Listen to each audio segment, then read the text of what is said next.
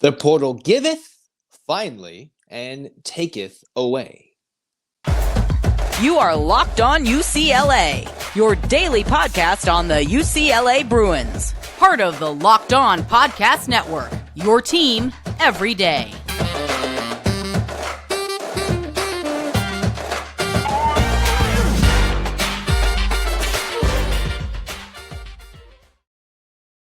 Welcome, everybody, to this edition of the Locked On UCLA podcast. I'm your host, Zach Anderson-Yoxsimer. Thanks for making the show your first listen each and every day. It's free wherever you get your podcast, and it's available on YouTube. If you're never there, you would have seen the reaction. You would have seen us talk about portal potential for UCLA football, talking about, hey, basketball's in a little bit of a tailspin, trying to get that signature win. But where we start today is, as it will be crazy through the end of December into early January, is where it's early commits, decommits, and portal gets, as we see how the rosters turn over for the 2024 season in UCLA's first Big Ten season under the uncertainty that is this part of the Chip Kelly era. This episode is brought to you by LinkedIn because every potential new hire or new recruit, who knows, can feel like a high-stakes wager for your small business or your team. That's why LinkedIn Jobs helps you find the right people for your team faster and for free. Post your job for free at linkedin.com/LockedOnCollege. Again, terms and conditions apply. Finally, UCLA has gotten a commit from the transfer portal. It only took 8 players leaving.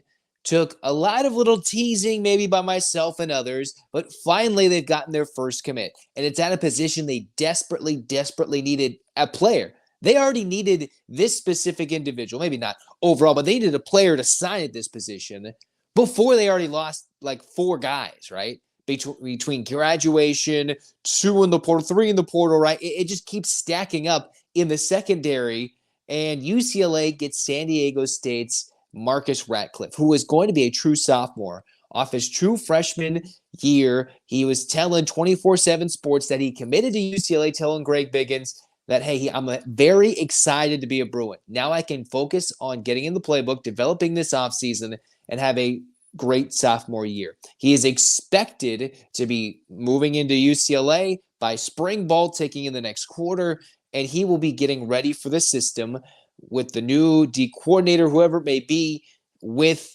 a lot of time to prepare for a guy that can move around between a linebacker play, the nickel play, safety. He's played mostly 2 levels, varying spots in the secondary. I think UCLA would love more than anything his versatility, but needs him as a safety because the Bruins are very depleted, and at corner because John Humphrey, speaking of getting guys in the portal, their starting DB, announced he's going in the portal. He was not at practice. I talked about that in the most recent Locked On UCLA episode. He wasn't there, and Carson Steele wasn't there, but it's Humphrey's name that appears in the likes of the transfer portal.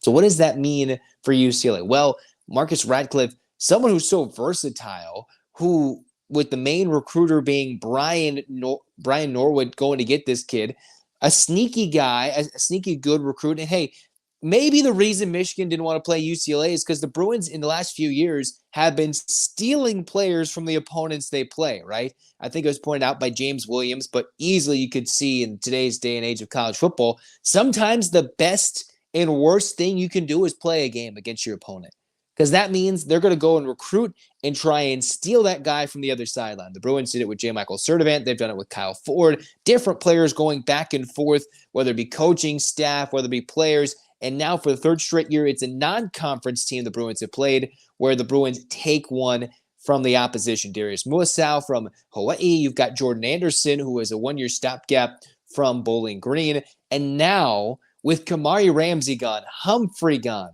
William Nimmo gone, you've got the likes of Anderson graduating, guys who are out of eligibility, right? And now you're bringing in Marcus Ratcliffe from San Diego State. Important that the Bruins filled the position. They still need much more, in my opinion, just to fill the room to an adequate state of talent. But this is someone who is another guy the Bruins saw across the sideline, said, hey, we'd like to have him. And I'm not sure how well the Jordan Anderson transfer really panned out necessarily, or just more that Kamari Ramsey won that job, and it's unfortunate that he's gone. Someone who's played safety, nickel, and linebacker for San Diego State, 6'3", 205 pounds, a 3-star rating when he was coming out of high school, a high 3-star rating, but has yet to be rated in the transfer rankings officially. I think this could be a steal for UCLA. Of course, they needed to fill this position. Anybody could be getting a starting position.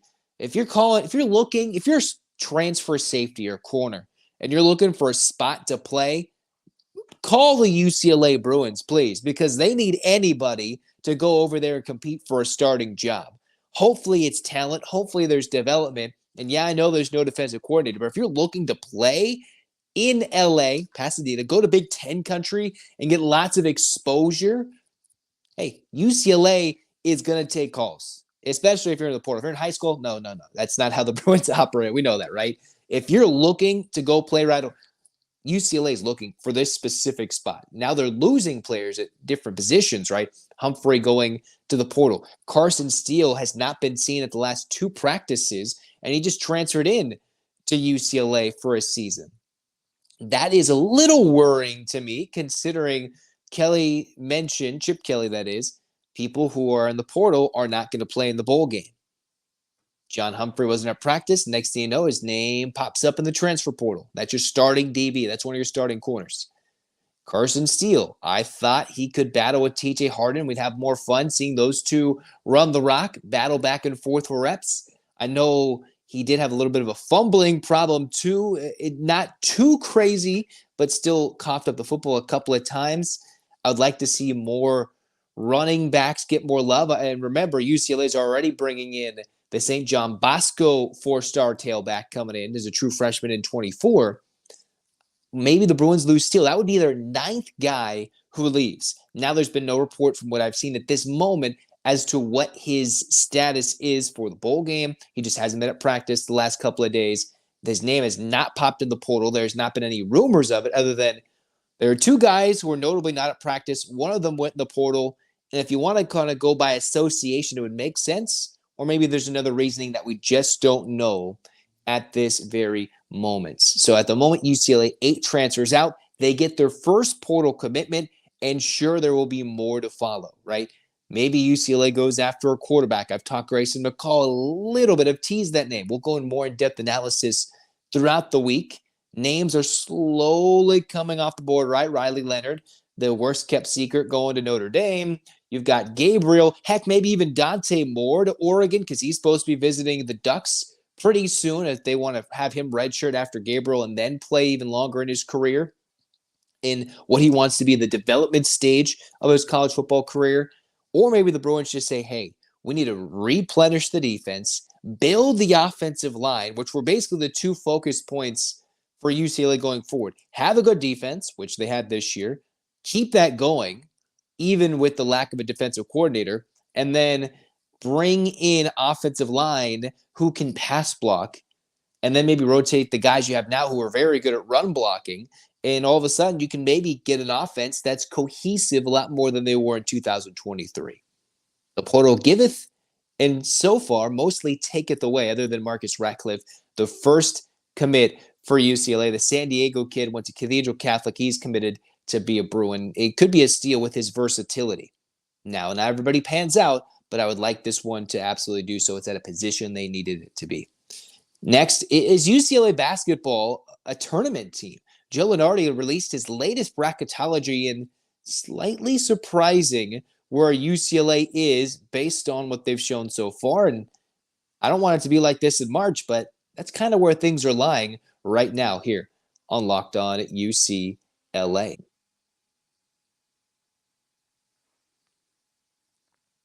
Whether you're hiring for a small business or in some cases recruiting heavily in the transfer portal, you're going to want to have as many top-tier candidates as available to interview.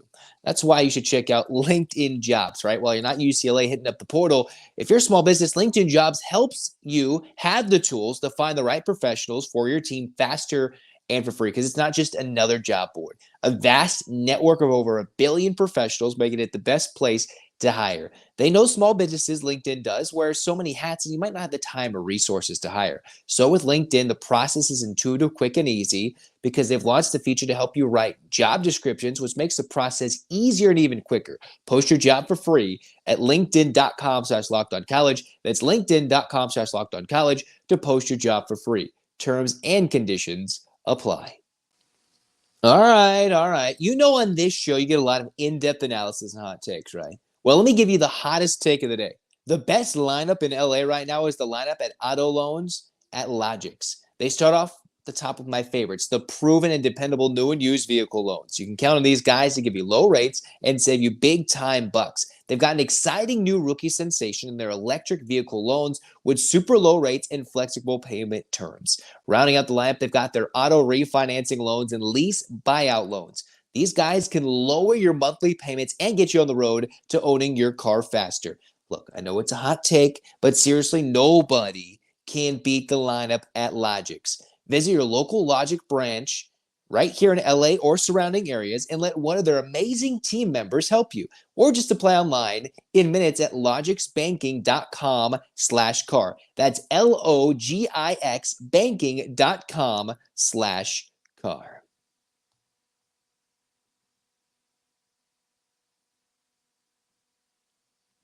All right, cruising on into segment 2 of the Locked On UCLA podcast. Zach with you guys, cruising on, saying, all right, let's go. Let's roll. But what's not rolling right now is UCLA men's hoops. The Bruins, they currently are not sitting pretty with what the resume looks right now. All right, 8 games in. You've got 30, 32, 33 games probably to play overall. And that leaves about 24, 22, depending on the schedule, Pac-12 tournament and such, not including the NCAA tournament, to bolster your resume, to improve what you've done, to show the committee, if you want to be like the CFP committee, the eye test, whatever, yada, yada, yada, to get into the tournament, whether it be automatic through the tournament, winning big games to get your spot solidified. UCLA currently, I always like looking at Joe Lunardi. I believe he's got a good pulse on things, whether it's early or late. He has not been a lover early on of UCLA this season. He has not been, and most people have not. They've been outs. They have not been in love with the Bruins, what they've shown so far preseason, coming into the non-conference, bleeding into middle December, and then into Pac-12 conference play. Why? Because UCLA, in the latest bracketology release from Joe Lunardi, on the day this podcast drops, on the day this one drops, UCLA on December 12th is the first 4 out, with their inability to beat Villanova. Their inability to beat Nova on the road has given them a 5-3 record, 4 wins over D1 teams. The best, arguably, could be the 1-point win over Riverside at home, and then 2 squandered opportunities in Maui to beat Marquette and Gonzaga in both different games, and then another easy opportunity. I wouldn't say it was an easy game or an easy win. It's not, but a great opportunity for the Bruins to have beaten Villanova on the road, a true road win, which the Bruins do not have a true road win or a win away from home against a Division I opponent, let alone a tournament team. That's just how the schedule is shaking out, which makes this Ohio State game extremely, extremely important. The Buckeyes currently a 7 seed looking to play in the West. UCLA, if they can knock off Ohio State in a neutral site game in Atlanta, that would give them their first win away from home against a D1, win against a tournament team, and then get some momentum swinging their way once they turn the calendar past finals and beyond this to the next quarter, to the winter break, where they can really gel as a team, get those extra practice sessions, get those big games like Maryland at home, get the fans packed into Pauley, get them energized, hopefully with the healthy Badike, or some sense of what the lineup's going to look like going forward to improve what they need to show to the committee that they can make the tournament. I'm still not sold that they will not make the tournament. I'm still believing they will. I do not believe in the current projections that they will not make the tournament. Now, based on what they've done so far with me, which means you need to win the games to get in, absolutely. Even though the college football playoff proves that you don't need to win the games to get in, you can. Yeah, that's a whole different topic.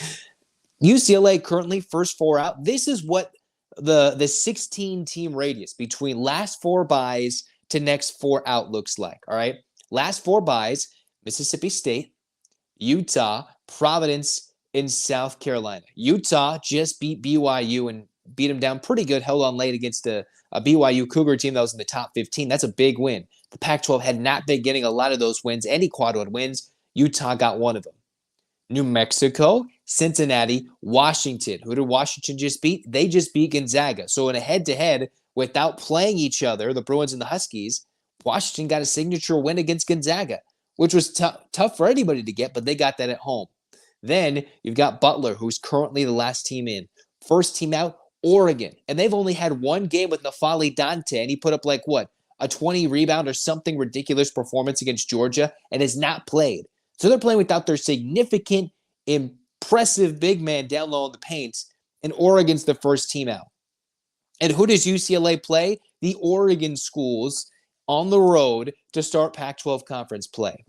That's what the Bruins have to get started when conference play starts at the end of December. Who is it? You get Oregon State, which is a very winnable game. If the Bruins lose that, that's a tournament-killing loss.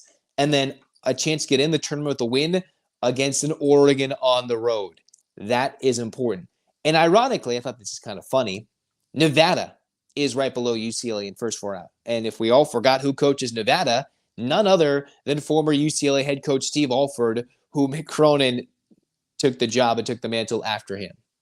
Then you've got Wazoo, USC, TCU, and Virginia Tech the next 4 out. So all these games the Bruins are going to play, the Utahs, the Colorados, the Washingtons, the Oregons, Wazoo, USC, those games are going to flip. As much as beating Arizona is almost going to pin you in the tournament, the Bruins don't get Arizona at home until the penultimate home game of the regular season. That's a lot of time between then and now and then to get to early March, because the tournament's a little bit later this year, to get that big resume-boosting win. You start knocking those teams off in conference, there's plenty of opportunities for UCLA to do it. But you got to show you can do it, right? To themselves. They got to prove, hey, we got to get a win to do that, to get in. Prove you can win a late game in a tight game, not crumble when it's a 4-point, 5-point game in your favor, have a team go on a 7-0 spurt, and they hold you off at the end. That just can't be happening right now. This is a young team that's got to grow. They can't rebound well with their big lineup. They haven't developed a lot of consistent three-point shooting outside of the surprise Will McClendon, who's gotten that down. Stefanovic, I believe, will slowly start to knock down some clutch threes when given the opportunity late in games. He's been playing 1 million minutes a game when he's not in foul trouble. Hopefully, Dylan Andrews doesn't get burnt out by the end of the year with Mick Cronin handing him the reins, giving him the keys to run the offense, turn the engine, get it going, and he is important. What 2 big games did UCLA have a lead in the second half that would completely change the situation? Who wasn't on the floor during those semi-big game-changing runs for just brief moments or at the end of a part of a game? That was Dylan Andrews. I'm not saying anything to knock him. I'm talking about how important he is to this team. And Adem Bona, Mick Cronin, I talked about this in the last episode, calling him out. He needs to be a beast in the paint in every good sense of the word. Dominate down low. Now, why don't the Bruins use the rest of their bigs that they have and just kind of throw guys out there? Are they not ready between the Nubas, the Williams, everything?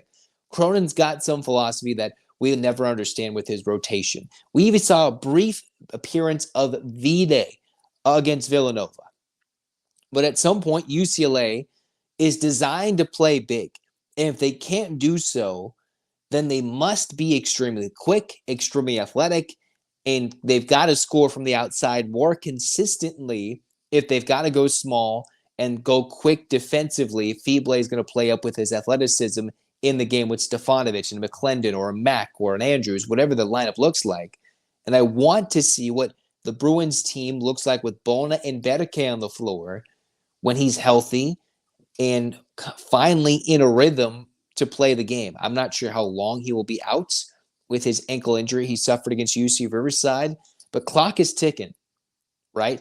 SC is a weird team. They get to play Auburn in this upcoming weekend. If UCLA beats Ohio State, SC goes and beat Auburn, all of a sudden you've got some funky teams that are hovering in and near the bubble, right? Literally on the line and they're going to play each other. Those UCLA SC games are almost must win for both teams at this point, considering SC's lost to, one team from the Big West, and they also lost to Long Beach State, blowing a 17-point lead at home in a sold-out Galen Center. So UCLA can't be doing that in a sold-out Galen Center. It's already been proven twice. You can't do that in the Galen Center. The Bruins got to go get that dub this year. Can't fall to Andy Enfield and the Trojans. Mick Cronin has got to get over that bugaboo this season.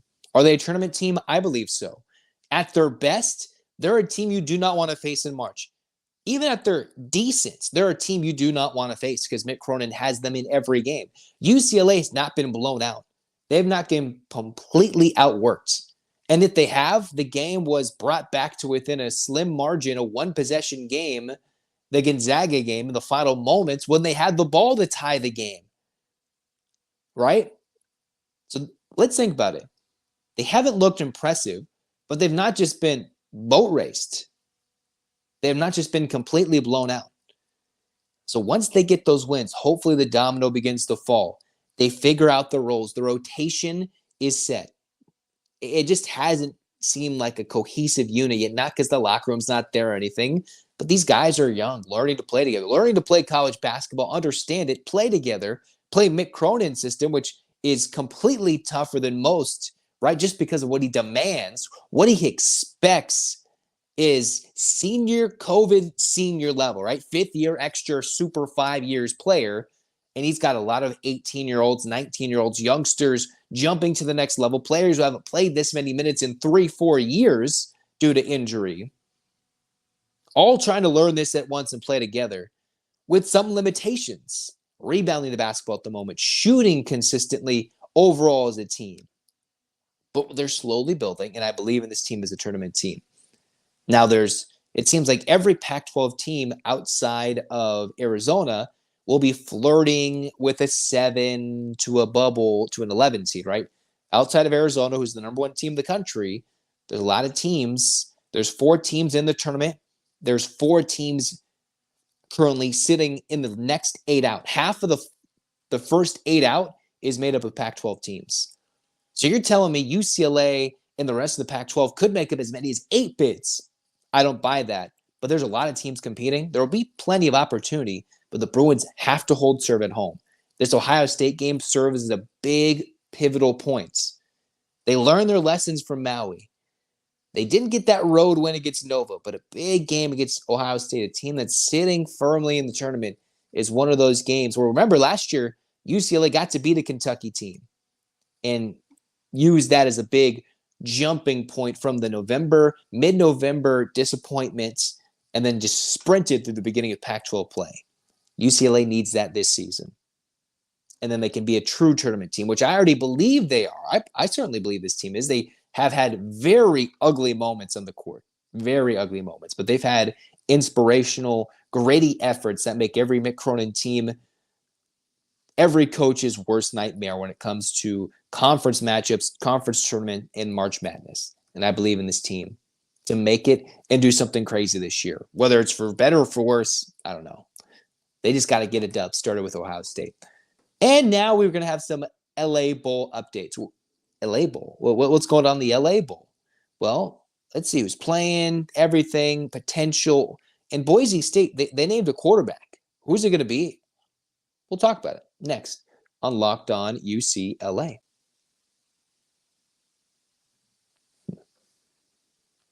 Brr. I guess we kind of feel those things sometimes in California, right? Anyways, as the weather gets colder, the NFL offers stay hot on FanDuel. Right now, new customers get $150 in bonus bets after winning any $5 money line bet. That's $150 if your team wins. You've been thinking about joining FanDuel. There's no better time to get in on the action than right now because the app is super easy to use. A wide range of betting options available from spreads, player props, and over and unders. Hey, check out FanDuel.com/LockedOn to kick off the NFL season. Again, that's FanDuel.com/LockedOn. FanDuel, an official partner of the NFL.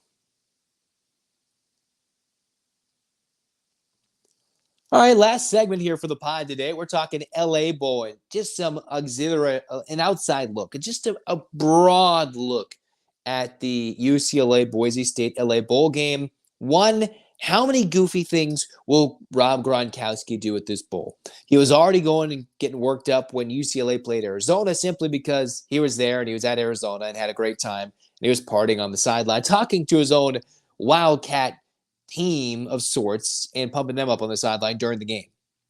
Now, what does this mean when he's given the green light to go crazy, sing the national anthem, probably dance, twerk, everything? Who knows what's going to happen? Who knows what Gronk is going to do? I have no idea. When he's hosting his own bowl game in Los Angeles, that could be a recipe for disaster in every great sense. Is that going to be terrible for people in SoFi or terrible for people watching at home? A mixture of both. Maybe they'll find a way to mess up with the radio feed. I don't know. But what's more importantly, hopefully, is UCLA's final showing of the 2023 season. Because nothing soured us even more in that 2022 campaign than when the Bruins blew that game against Pittsburgh, a chance to get that 10-win season that so rarely happens in UCLA history, mostly because they didn't play as many games as they do now, and then largely because the Bruins had a rare opportunity to get it. They did not, and again, they should have won. This one's unique. Boise State, they've been red hot. They won the Mountain West Championship. They first won a tiebreaker to get in the championship game, and then they dominated and won that game. Their quarterback left, their backups hurt, and they finally, after the interim head coach, Spencer Danielson, became the official head coach, named C.J. Tiller the starting quarterback, a freshman who gets to start for the Broncos. Remember, when you're talking about bowl games and redshirting and everything in between, bowl games count in those 4 games you can play. You can play a 4th game, your 1st game, your 9th game. You can play any 4 games in this season, including the bowl game, and still redshirt, which means the Gilbert, Arizona hometown kid who played his high school ball at Rancho Cucamonga. And you think C.J. Stroud, how great he's been. He played at Rancho Cucamonga. You had Jaden Daniels, this year's Heisman Trophy winner, a SoCal kid, right, from San Bernardino. You've got C.J. Tiller, a 6'1", 3-star quarterback, top 20 at his position, depending on what rankings you use, against the UCLA defense that's been somewhat depleted. Their defensive coordinator's gone. Latu's not going to play. Half the defense seemingly either going to opt out or go in the portal, and there's no secondary. I couldn't think of a more dream opportunity if you're Boise State to send out your freshman quarterback against a team. Yes, I believe in Akaika Malloy's ability to call plays. I can't wait to see how that will look if that's his unofficial audition or official audition to be the defensive coordinator in 2024 and beyond for UCLA. I couldn't think of a better opportunity than a current team, as many teams are struggling with across the country. This isn't like a UCLA-only issue. Who do I have at running back or wide receiver? Or every team has got some position group that is depleted due to either injury, the portal, or a combination of all of them, where UCLA is currently struggling in the secondary, which means I think this game will be a lot closer. I believe the early number is UCLA by a pair of points, is what I've been noticing in a game that unfortunately might have more Boise State fans despite being in UCLA's backyard. I hope Bruins fans, knock on wood, we go change that and have a good showing in SoFi and show up in UCLA and show, hey, come on, prove that we're not terrible fans, that we love this team regardless of what's going on in the coaching segment and the surrounding transfer portal nonsense. Because at some point we'll get guys in and we'll have a roster that will compete of some sort in 2024. UCLA is going to have a tough time defensively, I think.